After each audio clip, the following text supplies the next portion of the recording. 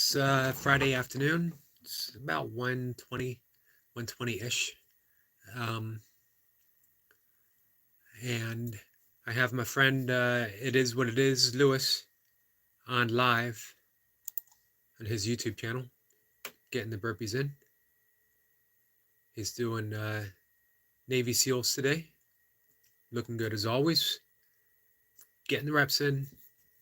No one gets the reps in like he does. Smooth, consistent, strong. Plus, he's got a great soundtrack. Always. So, I'm going back and forth, checking him out a little bit, and we'll talk a little bit about yoga while we're here. I guess I'm going to start off talking about my own certification process. I've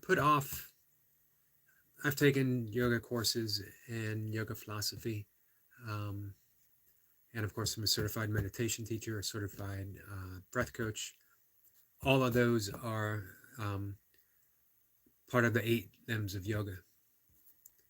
As you know, you have the yamas and niyamas. We've talked about both of those. That's the moral codes, so to speak, of yoga.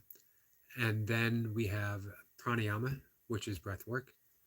And again, I'm a certified breath work coach, part of that yogic lineage. And then we have the asanas, which are the physical postures. And then we have the deepening process of meditation, going from light concentration all the way up to Chris Lopez Fitness. Thank you for stopping in. Actually, I really, really appreciate that. How are you, my friend? I'm here talking about yoga. For those who come to my channel and don't know anything about Chris Lopez, I find that hard to believe because she just has one of the premier fitness channels out there.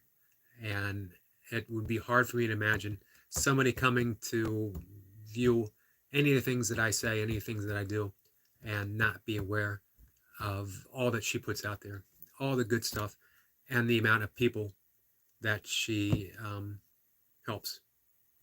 So just a big, big, big salute to her. She says she's just passing by, getting ready to sleep. I appreciate that very much, and have a good night's sleep. I'm just here talking about yoga, talking about the 8 limbs of yoga, the yogic path, starting with that ethical foundation of the yamas and the niyamas, which are our personal code of conduct. Things that we do for our well-being and the well-being of our loved ones and the well-being of our community.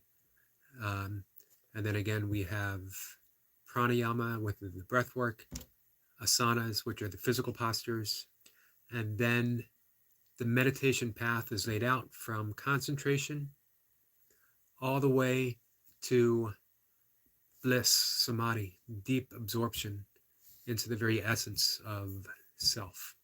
And by self, I don't mean the small self of our personality and who we think we are, but that big self of existence, of the universe, of God, however you would like to view or put a label on. It's something much, much bigger than our belief of who we are, and yet not separate from our actuality.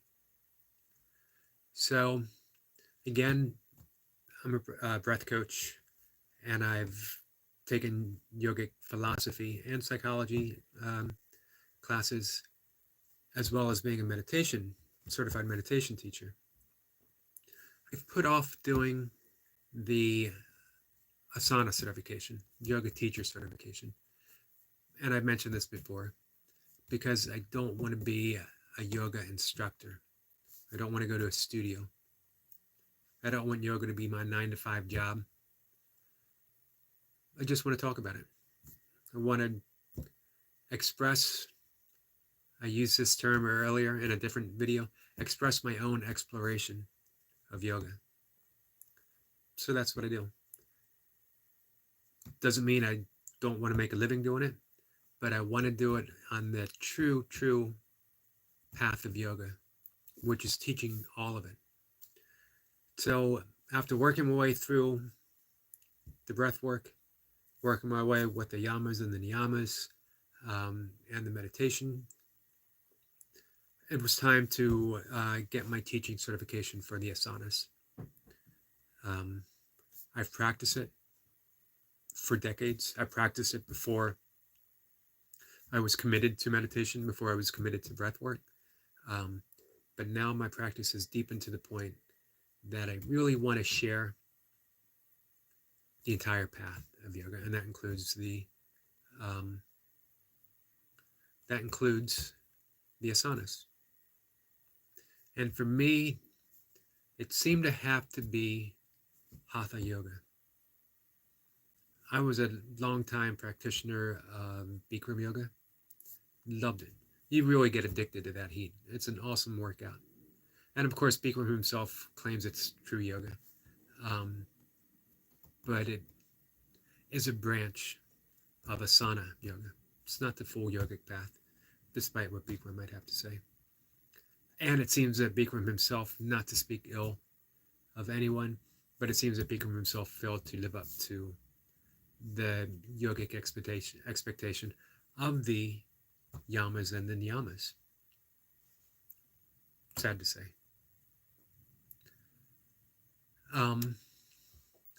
Hatha yoga, that just incorporates so much.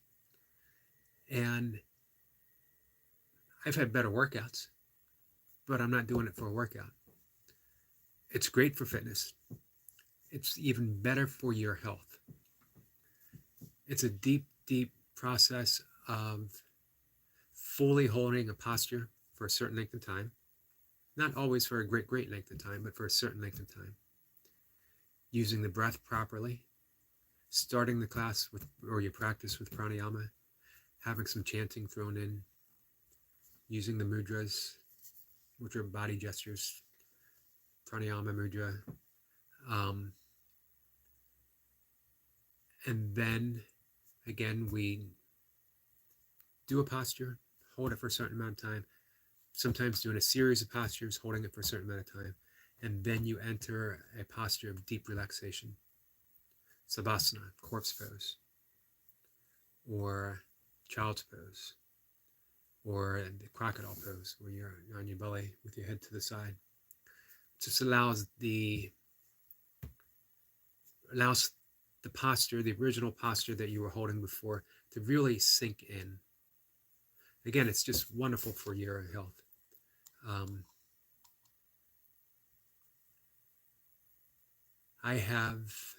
It also can involve some visualizations. It has some cleansing techniques. I mentioned the mudras. It has mantra practice. The certification process that I'm doing actually has chakra chanting. All of these are important because the whole purpose of yoga asana is not just exercise, fitness, or even health and well-being. All those are part of it. But essentially, you are building your energy body. You are working at a deep but subtle level of energy. You're working with the chakras. You are using the energetic system of the body and aligning it with every aspect of your life. So I thought, if I'm going to teach the full path of yoga, however it unfolds, however I decide to teach it, be it having these conversations with my friends here, or possibly teaching people one-on-one, or I don't know. I write about it on my blog. I really should remember to post a link for my blog, and I never ever remember. But however it comes out that I decide to do it, or probably I won't even decide, it'll just naturally unfold the way it's supposed to. It's going to include that full yogic expression. from the yamas and niyamas all the way to the bliss of deep absorption in meditation, specifically the mantra meditation that I teach, which is primordial sound meditation. Um, I was mentioning yesterday about micro practices, doing something first thing in the morning, especially considering, not everyone is going to want to sit in meditation.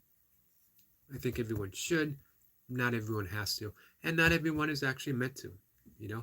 For whatever reason, some people, certain temperament, don't want to sit, so don't force it.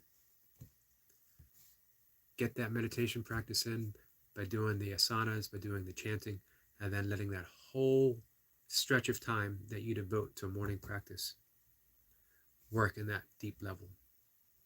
The whole thing. I sort of laid out how it would be done yesterday. Waking up, doing a beginning chant, followed by deep relaxation of sitting or laying in savasana, the corpse pose, and then breath work, and then corpse pose, and then sun salutation with maybe 3 postures following. Sun salutation for a couple rounds, 2 or 3 postures, maybe something specific to what your body needs right now. Maybe something specific to something that you need to work on for whatever reason. Who knows what it is? If you're a runner, you might want to do yoga-specific asanas for your hamstrings, for your hips, for your lower back, if you work in an office, maybe something for your lower back, for your shoulders, and for your neck. 3 postures after the sun salutation, and then you lie in savasana again. That's your meditation practice. And then you do a closing chant. Enter a thought into that silence that follows. The thought could be a mantra. For me, I like working with Deepak Chopra. He was my meditation teacher. Destiny Forever Walks, PhD. Thank you for stopping by so much, my friend. Happy Friday to you, and blessings as well. Really appreciate connecting on YouTube. I see you so often on the Jay Jordan's channel. The support you give him, man, so much talent. So much talent. I love checking him out, specifically his live performances as well as his live workouts. Never fails to inspire anyone who is that dedicated to their craft, puts in the work. I hold that vision when I do my morning writing. It's just a beautiful thing to witness. So I was saying, my meditation teacher was Deepak Chopra, his style of meditation, where I got my certification in. He works with the 7 spiritual laws of success. So you can enter one of those thoughts in right before you chant or right after you chant. Or you can have your own positive affirmation. Or you could focus on one of the yamas or niyamas for the day. And you just enter it in that silence and allow it to work through you through the course of the day. It's pretty easy practice. You could do all that in 20 minutes. You could do that in 15 minutes. If you just did sun salutation, maybe you could do it in 10. I don't know. I would want you to sit or lie a little bit longer in savasana to get the full effects. But work with the time that you have. If need be, get up a little bit earlier. I have found, for me, and I'm a strange person, I get up at 3:30 every morning. I'm in bed fairly early, so I'm not deprived of sleep. I'm getting 7 or 8 hours.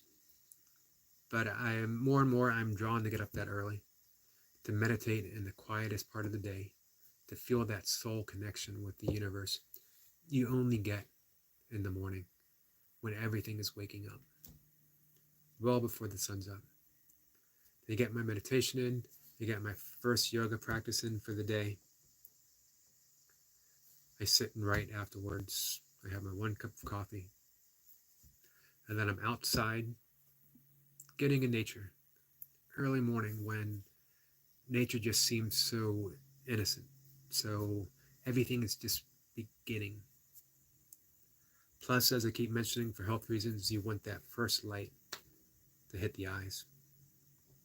Extremely good for you in so many different ways. Most importantly, it'll help you get to sleep later on in the evening. Then I'm in, I have my breakfast, I get ready for my workout, and it's still not even 8 o'clock in the morning. Now, I have a pretty easy life right now for however long that will last. As we know, as the Buddha said, everything's impermanent. But right now, my life is pretty easy and I can do all that. I got classwork that I do for the day. And, I write my blog, make a little bit of money doing my blog work, stuff like that. I don't need a whole lot right now. But that's my day. However, you don't have to do all of that. You can get outside for a 10-minute walk first thing in the morning, get that light in. After your 15, 20-minute yoga practice, still come in, get your breakfast, healthy breakfast, off to work. Then in the afternoon, give yourself another pranayama session, breathing session, give you some energy. You could even do a 5-minute meditation session. You could do a couple key yogic poses. If you have a mat, lie down for 10 minutes of savasana. Again, the corpse pose. Deeply relaxes you. Better than a nap. It's basically yogic sleeping, yoga nidra. And you could even do a tape for yoga nidra. And then in the evening, you have a sleep-centered practice. Pranayama, breath work to help you unwind, get ready to sleep, and a few stretches to release tension in the body. You're good to go. Micro practices throughout the day. If the ones that I've described are too long, make them shorter. Fairly easy to do. So, boy, this was a long way of saying why I decided to go with Hatha Yoga. It's because of the fact that it really relaxes, deeply restorative, has a renewing effect on the body. It's the oldest form of yoga. It's designed, as I mentioned before, not only just to relax us, but to build that light body, the subtle body, align us. Perfect health, as Deepak Chopra would say. I'm looking at some of the results from Hatha Yoga practice. And again, it reduces blood pressure, reduces hypertension, decreases risk for numerous diseases, improves respiration because of all the breath work that we're doing. It's just an amazing, amazing practice. Can you get that with other forms of yoga? Yes, I don't think quite as in depth. And I'll explain why as we continue with the yoga conversations. So that's going to be it for the day. About a 20-minute talk.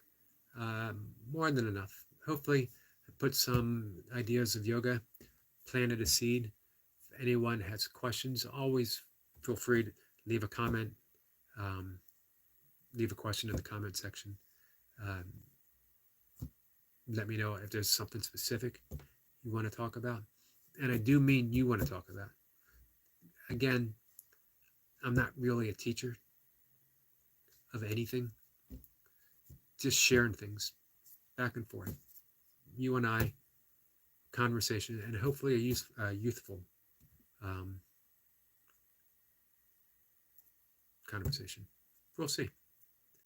Um, Destiny Forever Walks says, thank you for sharing your ideas and thoughts. Happy Friday. Happy Friday to you, my friend. Winding things down. And again, I really appreciate you stopping by. Greatly appreciated. You guys have a good day. Take care.